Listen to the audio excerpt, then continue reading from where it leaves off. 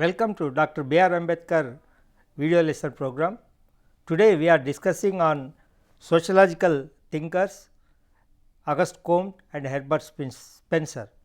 This lesson is meant for BA Sociology first year semester 1 students for the Sociology course 1 Fundamentals of Sociology. Today we have expert in our studios. I am happy to introduce our today's expert. Madam, welcome madam. Thank you, sir. Dr. Vinita Pandey, Assistant Professor of Sociology, Department of Sociology, Veera Nari Chakali Ailamma Women's University, Koti, Hyderabad. Welcome madam. Thank you, sir. Thank you. Today we are discussing about two sociological thinkers, Yes. Auguste Comte and Herbert Spencer. First we will start with Auguste Comte, who is the father of sociology. Yes. Here madam explains about the brief history of the Auguste Comte and his contribution to the development of and origin and development of sociology. Madam, first you briefly discuss about the Auguste Comte. Sure. Thank you, sir, for inviting me to such a august place to share my thoughts and views about the founding fathers of sociology, Auguste Comte and Herbert Spencer.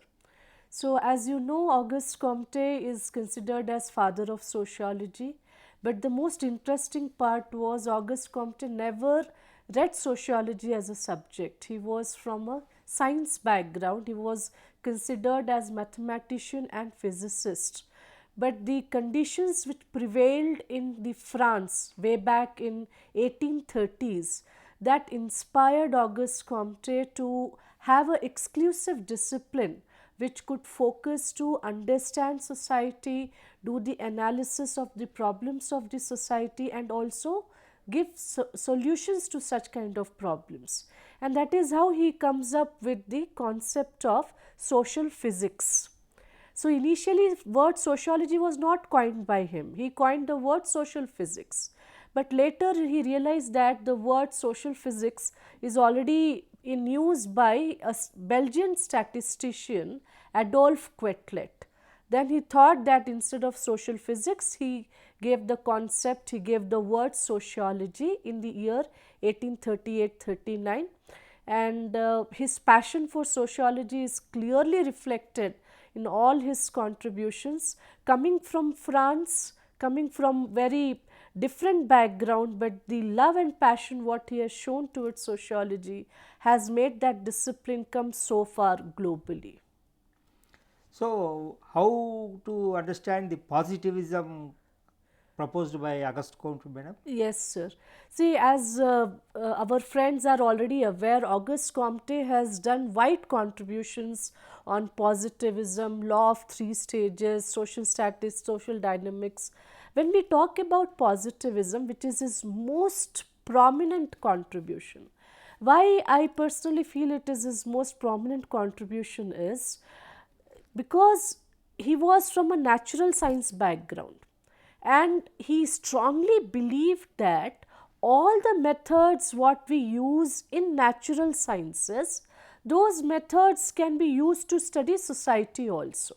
For example, he felt that the way you carry out experimentation in natural sciences like physics, chemistry or biology, similar way experimentation can also be carried out in sociology to understand and study the society.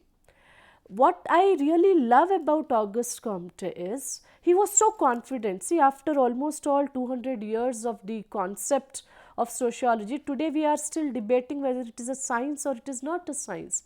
But Auguste Comte, through his philosophy of positivism, made it very clear that as we are studying natural sciences, similarly we can study sociology and other social sciences. So, basically positivism means inspiring study, inspiring, understanding using scientific methods, using proper logic of inquiry, trying to understand the cause effect of anything. That can be done either by experimentation, social experimentation method, or even by comparative method. So positivism is one of the strongest contributions of Auguste Comte in my personal opinion, and he has written extensively about positivism in multiple volumes, which I think students of sociology should definitely read to understand how passionate he was about it. Thank you, madam.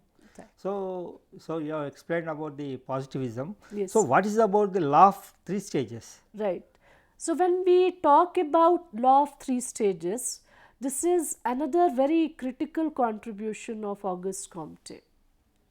See, usually when we say law of three stages, people think that it is the only evolution of society he was talking about. But Auguste Comte, through his contribution of law of three stages, he is not only focusing on the evolution of human mind, human psyche, but also how society evolved through these three stages. So what are those three stages? First stage is theological stage. Second stage is metaphysical stage. Third stage is positive stage, or you can also call it a scientific stage. So when it comes to theological stage, we can compare this stage with ancient times, where the focus mostly was on religion. Lot of conventional practices were given lot of significance, and the entire unit were revolved around small groups. So that is the most initial stage of human existence, you can say, and even also the human psyche, human mind. And interestingly, as I just mentioned, he also used this law of three stages to also explain the evolution of different social sciences, different disciplines also. So apart from theological stage, in metaphysical stage, when human mind evolved, when human society evolved, then people's ways of thinking also underwent lot of change. Now in theological stage, if everything revolved around nature and natural explanation, during the metaphysical stage there was a transition from trying to understand things in a abstract way, trying to go beyond understanding of religion also. And then when industrial revolution took place, the human society, human psyche, it had another stage which is called a scientific stage, where everything focuses around logical and rational explanations. And during positive stage, the focus of discussion is the entire mankind. This is the stage where technology assumes lot of significance. So as you can see, like if I have to explain it in very simple words for the benefits of our students, you can just draw a trajectory from primitive stage to today's industrial stage. So primitive stage, how people were living, then when society evolved, before industrial revolution how things were there, then after industrial revolution how things were. What we have to remember, I'm sorry I'm going little longer, but this is very important, that what we have to remember is this law of three stages is not only connected with evolution of human society, it is also connected with human psyche, and also with reference to evolution of all sociological and social science disciplines as well. Okay, thank you, madam. Yes. So like positivism and law of three stages, Yes, sir. there is another important concept of Auguste Comte, that is hierarchy of sciences. Yes, sir. How do you suggest sociology on the top of the Yes. hierarchy? Yes. Now, when you talk about hierarchy of sciences, in my initial observations, as I mentioned, Auguste Comte was very passionate about sociology as a discipline. And what he aspired, what he endeavored, what he actually did is, he tried to arrange all the social sciences in a hierarchy. So, as my dear friends already know, hierarchy means you are arranging them in top to bottom order in the level of superordinate and subordinate. Now, most of us will find mathematics very difficult, at least I find it very difficult. But Auguste Comte, he places mathematics at the bottom of the hierarchy of the sciences. Why he says so and why he does so? Because see, for example, if I ask you, Ramna sir, how much is 2 plus 2? I am sure you will say 4. If I ask my friends who are watching this video, how much is 2 plus 2? You will also say 4. So that way, whatever we study in mathematics, that can be generalized globally at any point of time. So that is why mathematics is the most simple discipline according to Auguste Comte. Then after mathematics, chemistry, astronomy, biology, and he places sociology on the top. And that is why he also calls sociology as queen of sciences, or also we use the term called as crowning edifice. So when he was arranging these disciplines, he followed a very interesting logic of arranging. Otherwise, anyone can question why maths in the bottom, why sociology on the top. So what was his logic was the subjects which are generic in nature. So when I say generic, 2 plus 2 is equal to 4. But now, for example, Ramna sir, if I ask you, like, what do you think about Indian society? Your answer will be different from what I think about Indian society. So here, things become very complex. So in arrangement of the hierarchy of the social sciences, Auguste Comte very clearly says that the subjects which move from general to specific, from simple to complex, from easily adaptable and modifiable to difficulties in modification.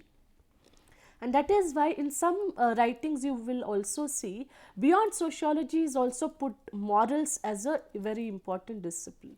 So basically hierarchy of sciences was a very inspiring effort of Auguste Comte to give a structure to social sciences and try to understand the interdependence of these social sciences. Okay, madam. Thank you, madam. So, what is the difference between social statics and social dynamics? Yes.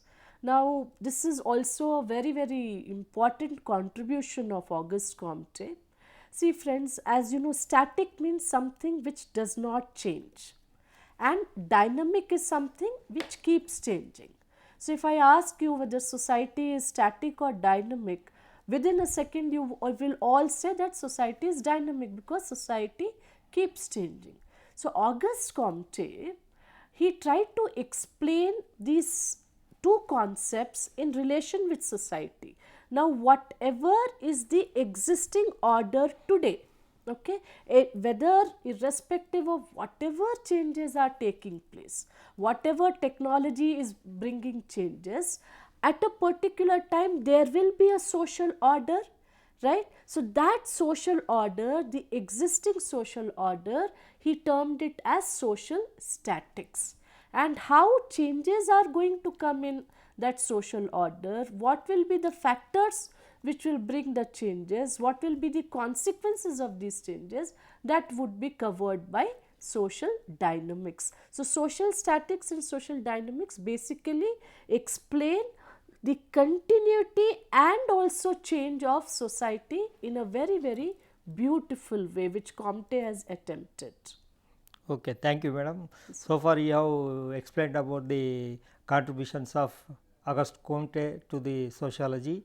Yes. And now I request you to explain about the contributions of Herbert Spencer to the sociology.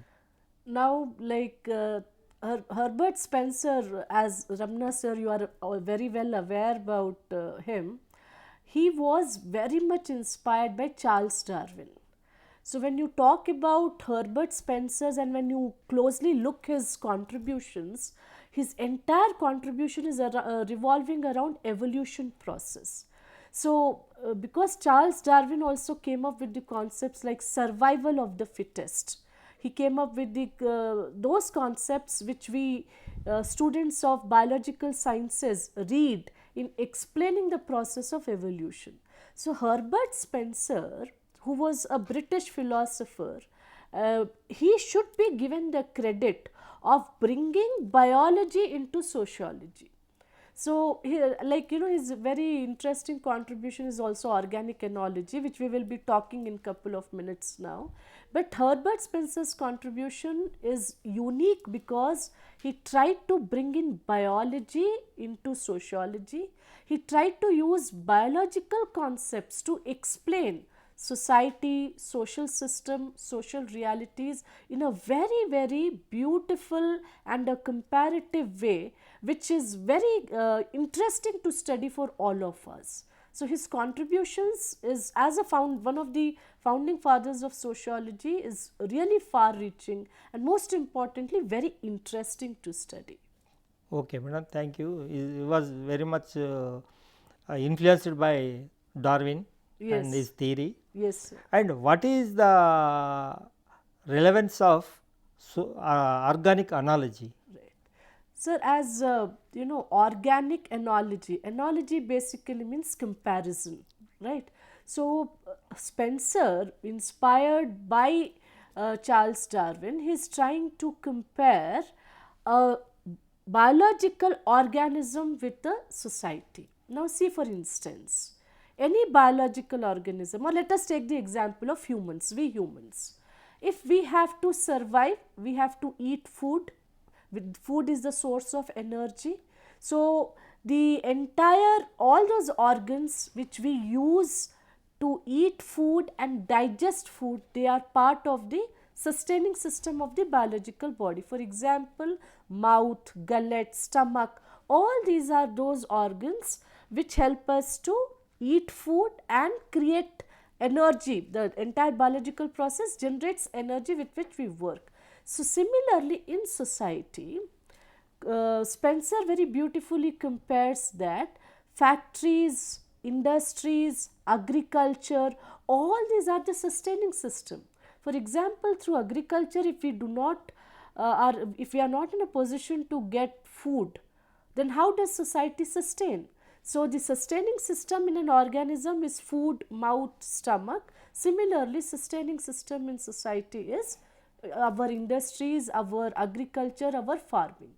Then next comes distribution system. Like we all know that in our entire body, the oxygen is distributed through blood. So, blood, heart, blood vessels, all these are very important parts of the distribution system of a biological organism. Similarly, if you talk about society, in society, transportation, communication, these are those agencies which helps in distribution of goods and services. Now comes the third aspect, sir, where he is trying to talk about regulating system. Body has to be regulated, society also has to be regulated. So in body, as nervous system, our brain regulates all the human activities, human thought process. Similarly in society, the government and religion as a social institution, they also regulate society to a great extent.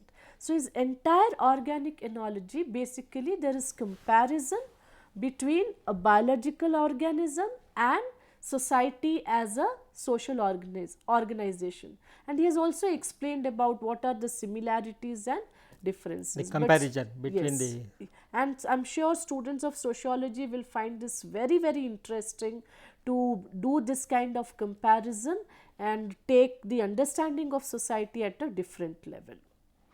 So, one more concept of Herbert Spencer is that is evolution, madam. Yes, sir. Yes. So, how we can think how evolution is critical for understanding the society? Right, sir. As you rightly pointed out, sir, evolution is one of the most critical and significant contributions of Herbert Spencer. And as I mentioned earlier, this is also inspired by Charles Darwin. It has always been a very curious aspect in sociology and among sociologists to understand that how societies have evolved. The present day society has not come automatically, right? It has evolved over hundreds and thousands of years. So in this evolution of society, there are two different categories of processes of evolution which Herbert Spencer is trying to communicate. Like in one classification of social evolution, Herbert Spencer is giving us the evolution of how simple societies convert into compound societies, how compound societies evolve to doubly compound societies, and how doubly compound societies evolve to trebly compound societies. So now I am sure you will have a question in your mind, what is this doubly compound, trebly compound? Again, just remember the example of from a primitive society, from a tribal society, how societies evolved, how village came into existence, then how rural societies evolved, then how industrial revolution took place, how pre-industrial cities evolved, then post-industrial cities evolved. So all this is actually helping us to understand the evolution of society. So in one classification, Spencer is talking from simple to trebly compound societies, and in another classification, which is more it is more dichotomous in nature. Why I say it is dichotomous? Because here he is only talking about the societies have evolved from industrial, it has come to industrial stage from a militant stage. So militant stage, initially societies were of militant stage, later it came into a industrial stage or scientific stage. Now when you use the word militant, please do not get it wrong. We all have a tendency to generalize the meanings of the word. Militant stage, basically what it means is there was lot of focus on aggression in the society and using your own power to safeguard your societies. So you can again take the example of small tribal groups who are very particular to safeguard their identity. Cooperation and abiding by the norms and values of the society becomes very, very important. Social structure is very, very rigid. Industrial stage, you can take the example of our present societies where cooperation is voluntary, it is not compulsory cooperation. Here there is lot of focus on science, technology, lot of focus on different kinds of social institutions, especially enhanced level of governance also we will see in industrial state. So when you talk about Spencer's concept of social evolution, these two classifications we come across in his writings, which are very beautifully explained. Thank you, madam, for explaining Yes. in detail about the contributions of Auguste Comte and Herbert Spencer. And we are saying that they are the pioneers of sociology, Yes, sir. founders of the sociology. Yes.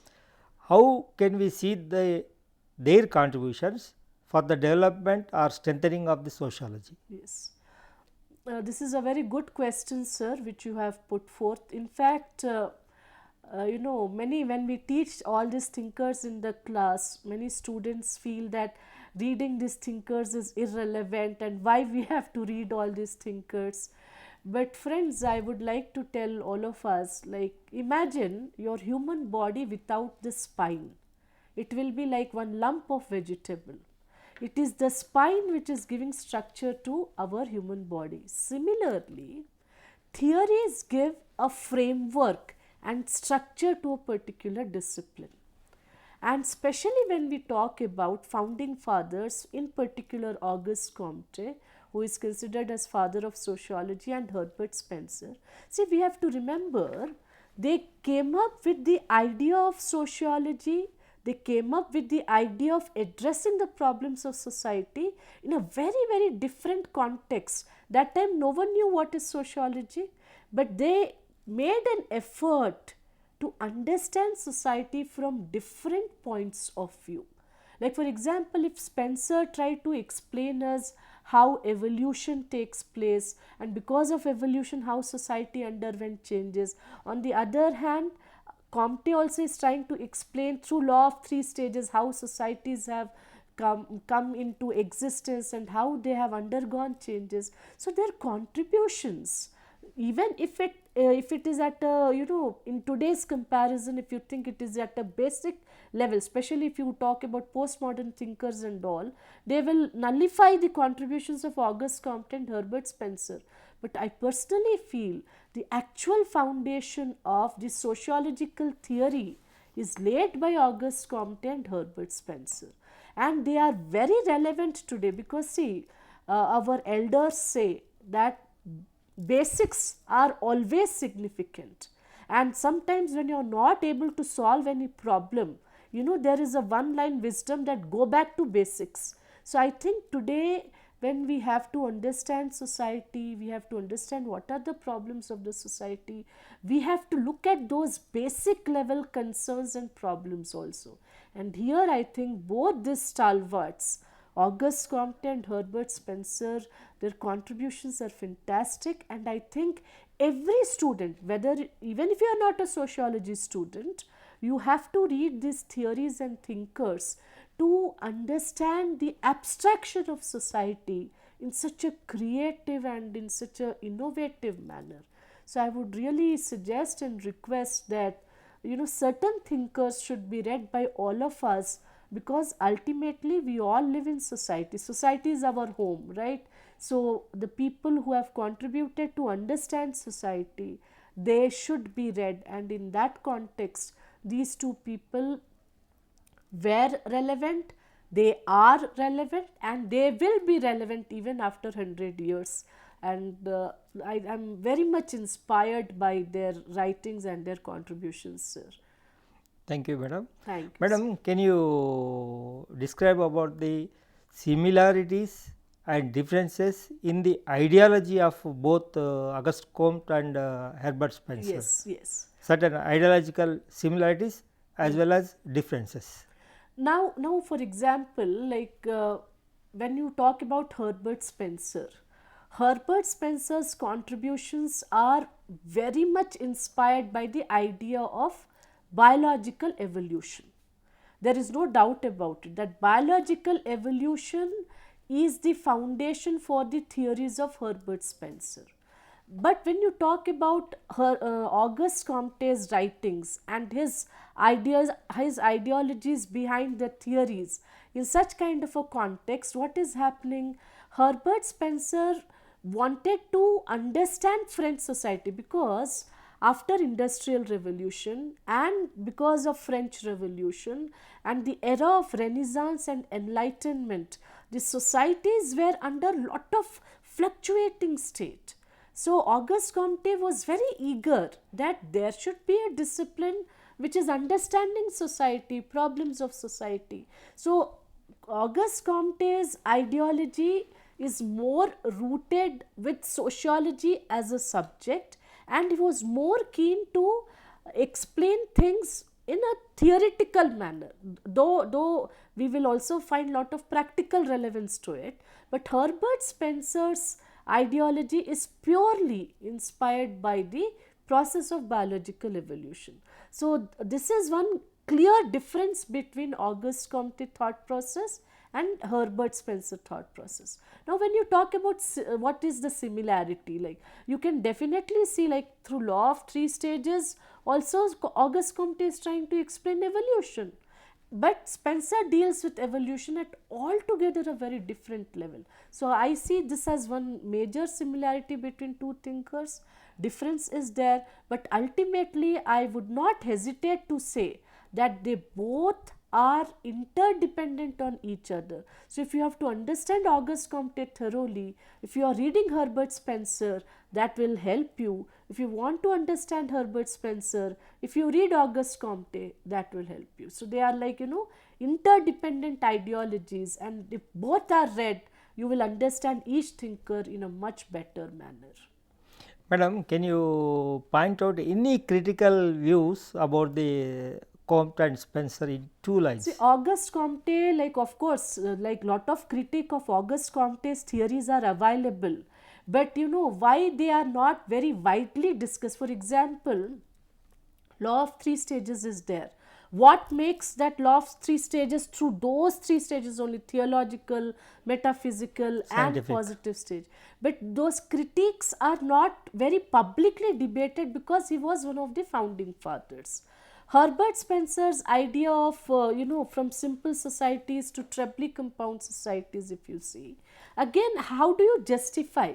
Where is the scientific evidence for this kind of a evolution. So these are the certain points of critique, but I think irrespective of whatever is the critique, we should read them and enjoy their contributions. So, thank you madam for your wonderful explanation about Thank the you, sir. contributions of Auguste Comte and Herbert Spencer, which will help for our sociology first year students. Yes, sir. Thank you madam. very much, Thank sir, you. for inviting me and giving me an opportunity to get connected with hundreds and hundreds of students of B.R. Ambedkar Open University, and I wish them all the very best in all their endeavors. Thank you. Thank you madam.